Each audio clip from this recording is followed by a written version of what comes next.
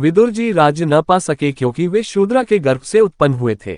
महाभारत खंड 1 आदि पर्व अध्याय 108। धृतराष्ट्र, पांडु तथा परम बुद्धिमान विदुर, इन तीनों भाइयों का भीष्म जी ने जन्म से ही पुत्र की भांति पालन किया। उन्होंने ही उनके सब संस्कार कराए। फिर वे ब्रह्मचर्य व्रत के पालन और वेदों के स्वाध्याय में तत्पर हो गए। परिश्रम और व्यायाम में भी उन्होंने बड़ी कुशलता प्राप्त की। फिर धीरे धीरे वे युवावस्था को प्राप्त हुए।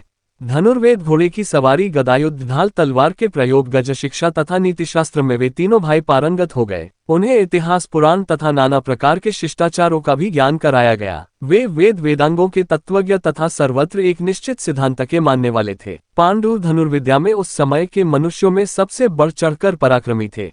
इसी प्रकार राजा धृतराष्ट्र दूसरे लोगों की अपेक्षा शारीरिक बल में बहुत बढ़कर थे। राजन, तीनों लोकों में विदुर जी के समान दूसरा कोई भी मनुष्य धर्मप्रायण तथा धर्म में ऊंची अवस्था को प्राप्त आत्मद्रष्टा नहीं था। नष्ट हुए शांतनु के वंश का पुनः उद्धार हुआ देखकर समस्त राष्ट्र के लोग परस्पर कहने लगे, वीर पुत्रों को जन्म देने वाली स्त्रियों में काशीराज की दोनों पुत्रियां सबसे श्रेष्ठ हैं। देशों में कुरुजांगल देश सबसे उत्तम है। संपूर्ण धर्मज्ञों में भीष्म जी का स्थान सबसे ऊंचा है तथा नगरों में हस्तिनापुर सर्वोत्तम है। धृतराष्ट्र अंधे होने के कारण और विदुर जी पार्श्व शूद्रा के गर्भ से ब्राह्मण द्वारा उत्पन्न होने से राज्य न पा सके, अतः सबसे छोटे पांडु ही राजा हुए।